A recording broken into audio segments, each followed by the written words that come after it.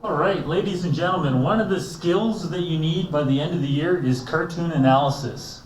So to that end, we have a university group, a social sciences group that has done some cartoon analysis for us, and I'd like to show you what they're up to. Cartoon analysis is important on A1 because you typically see one of the three sources as a cartoon, and cartoon analysis is also important on multiple choice. It's often the same skills that you need to break down a cartoon for A1 you can use to break down a multiple choice question.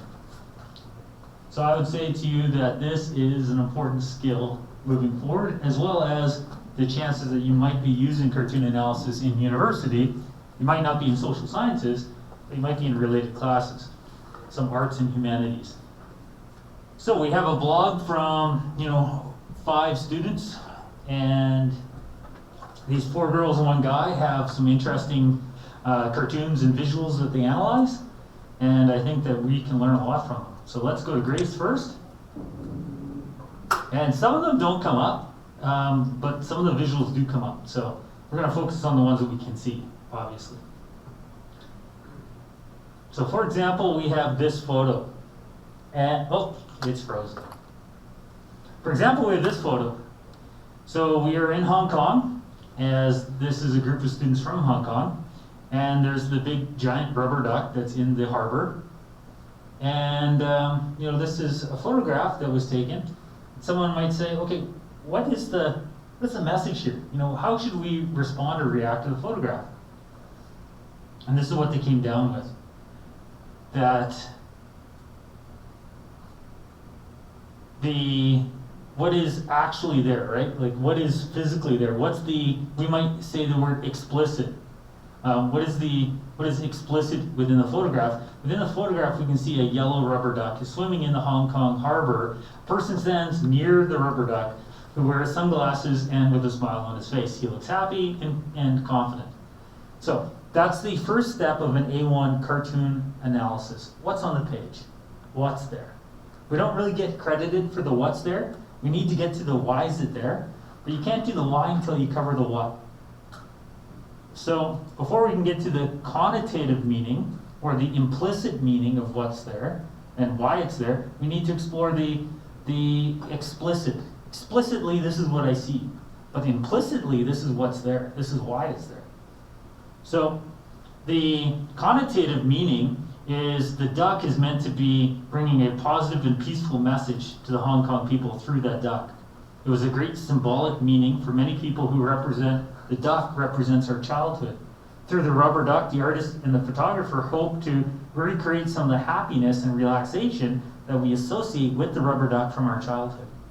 So that's the significance of this symbol, a rubber duck.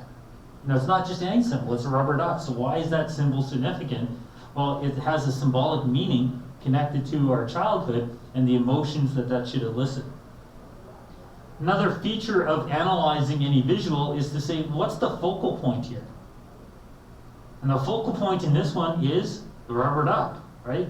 So when I see you analyzing A1 visuals, one of the tools that you can analyze, more than the explicit and implicit meaning, after you've done that, another way to look at it explicitly and implicitly is to say, well, what's the focus point?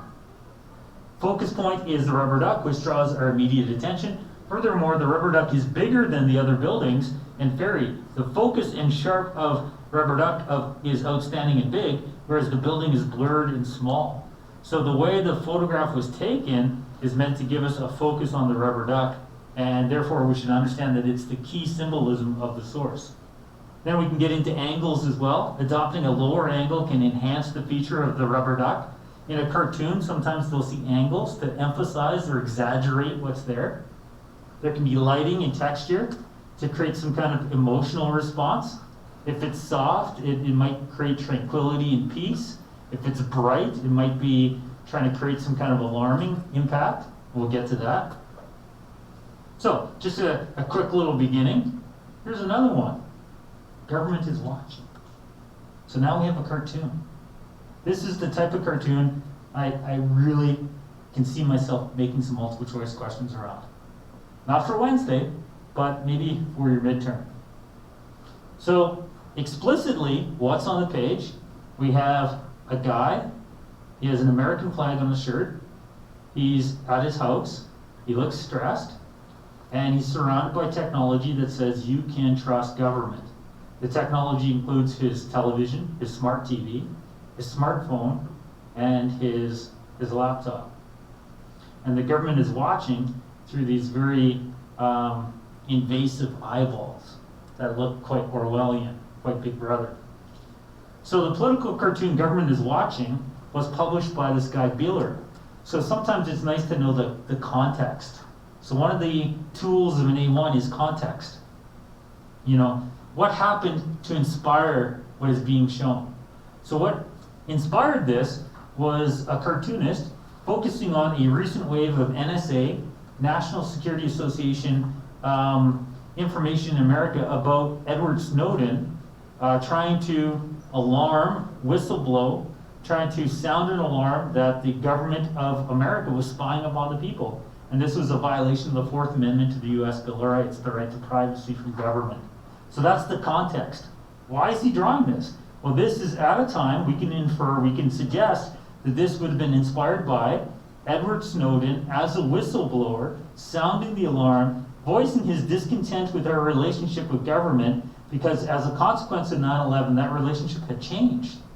And as a consequence of 9/11, the U.S. government had violated the promised Fourth Amendment, the constitutional amendment of privacy from government, as they began to watch us. That's why it's there. That's the context. Establishing context is a key step in an A1. And sometimes you can infer the context. You know, there's no direct reference here to Edward Snowden. So it's not explicit. But implicitly, I can infer that this is a response to an invasion of privacy in America that people became more aware of after Edward Snowden sounded the alarm. Another thing that we can say with cartoons is, you know, what kind of reaction are they trying to get from the audience? What's the intended response, I often say. So here, the cartoonist adds some techniques in the picture to get an emotional appeal. A man has sweat on his forehead. He looks very scared and afraid. You typically don't look scared and afraid in your own home. That's the key. This is his house. He should be safe and free and private in his own house, but he isn't, because the relationship with the government has become perverse following the events of 9/11 and the implementing of the USA Patriot Act. So this is a illiberal government that has promised you liberty, promised you the Bill of Rights, but is now beginning to behave like a non-liberal authoritarian state. We call it illiberal because it's a violation of that promise, that relationship, that social contract with the will of the people and the government. Use the symbolism. So the cartoonist uses eyes to represent supervision and monitoring of the government. So the eyes are symbolic of government watching us, supervising us through the NSA. Regardless of the Windows, the television, computer, or the iPhone, there are many people who oversee it. It represents the government and the government's ability to monitor us everywhere, that we have no privacy from government. So look for symbolism. Look for appeal to emotion. Look for satire. All cartoons have satire. Cartoons by nature are satirical. So using satire, some humor, they are using humor to criticize and point out the faults of the U.S. government practicing illiberal actions to violate our privacy in the name of the war on terrorism. Though it may seem funny, the behavior of people everywhere is seeing that it's not just funny, it is meant to give us some kind of attention to an issue. That they're using humor to draw us into an issue that they want us to have an emotional appeal to of concern. That we should be like that guy at his door, concerned that we have no escape from government. So they use humor to pull us in. But the humor is also there in a tone to question the state. So because America is meant to be a free democratic society and is acting illiberal, that's the irony of the source. Cartoons often have irony. It has satire, it has irony, it has symbolism, there's an emotional appeal. All of these things you'll be looking for on your cartoons when you analyze them on Wednesday. Who's the potential audience? Who do they want to see this? Well, they want Americans to see this. They want Americans to see it, to question their relationship with the government, but they may also want to see, have other people in other countries see it to say, wait a minute, should I be concerned about the level of invasion my government has on me because of the surveillance society that I live in? All right, so we had lots of cartoons. We went down through Grace's stuff there. Let's see if Lily has anything else we can look at. Don't have time for everything. So Lily points out that we have this weatherman that says, and now the weather, and the weatherman is like the devil, and we have degrees of like 129, 127. This guy's like sweating away with fans around him. Some of the stuff that we see here are caricatures. So this is a caricature meant to represent the American people suffering through the temperatures. We have exaggeration. It's really not 129 degrees, or the weatherman's not really the devil, but this is used to exaggerate the hell-like conditions that they're living in. So exaggeration is another tool that we can use to unpack the nuances of sources in A1. Again, appeals to emotion. There's that rubber duck from a different angle. There's a big giant turd. That's nice. All right, let's go to the next person. See what Wendy has for us. Some of them they did together, so it was kind of more of a back and forth. This is a very cool photo. So if I was your English language arts teacher, we might be doing a personal response to photo with this. So we have a girl trying to do her homework, maybe a brother kind of passed out. Got lots of stuff going on. We can see groceries and stuff on the shelves. When can I have my own space? It is too tired to write on the bed. So that's the caption. Captions are important too. So looking from top, so the photo is to capture from the top down. Why is it from the top down? Why did they shoot from this angle? They shoot from this angle to emphasize the small size of the room. So another thing that you can look at when you're seeing photos and cartoons is, why did the photographer do this? Well, why didn't they use a widescreen, or why didn't they take the picture from a different angle? So angles are important. Framing is important. Focal point is important. So this focal point represents the lack of personal space that is hindering their development, their opportunity to explore themselves. Children who are lying on the upper part of a bunk bed, right? Framing. You can almost see everything in the apartment.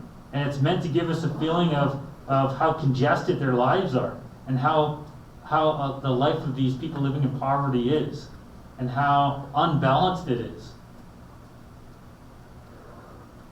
And even the color of it, it's a very soft lens, right? A very soft tone. Maybe they've done some filtering, some editing of the color. But they've done that, very soft and dull coloring, to create a sad atmosphere. So we can get to, what kind of atmosphere is there? What is the focal point? Why is it being drawn, or why is it being photographed in this manner, is a question you should be asking yourself. So here you have Pinocchio. Here you have President Obama. There's exaggeration. Obama's got big ears, but not this big. And his ears are bigger because the government's listening to us. Government surveillance. So there's an exaggeration to get to the concern. The cartoon is saying there's a concern in society, that there's an issue in society, a problem, and the problem is an invasion of privacy. And we can infer a solution is less government. And another thing here, it says, when I lie, my nose gets bigger. But he's saying, you know what? Your nose is bigger than mine. So because the government's nose is bigger than Pinocchio's, we can see that the cartoonist is suggesting that the government, Obama, is lying to us about the real agenda of why they're listening. So we got satire, we got characterization, we got that nose and ear thing, got some symbolism, and all of these things they'll be looking for on your cartoon analysis on Wednesday. So I think we got 5 minutes, right? That was the grade 9 bell, am I wrong? So I don't want to go over into your time, but I just want to make use of all of our time that we can. Here's another cartoon. Same theme, invasion of privacy. You've got a US drone that says, your kids made that, cute. Happy Father's Day. And it's looking at the absurd invasion of privacy that the US government in 2012, 2013, through the USA Patriot Act, was having upon average American people. There's nothing here that needs to be watched by government, is the message.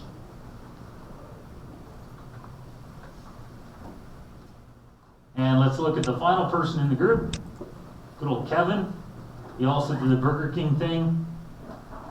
I had a photograph, I had another photograph. He also talked about this one. So anytime that there's speech balloons, like you can trust government, the speech balloons are there to help lead to the ideological perspective. You can trust government. It's being said ironically, right? It's actually, the cartoonist is criticizing the fact that we cannot trust government. Caricatures again, big mouth of the man in the cartoon, the extremely big mouth and eyes symbolize that he's scared, no privacy, no choice, the door of the room is locked, and yet you can't keep government out, exaggerated big eyes, all of that stuff about the relationship. This is key to that theme of the course, between the relationship between government and governed. So I can't guarantee you see this Wednesday, but you should see stuff like this in your near future. Wednesday you will have an A1 for sure.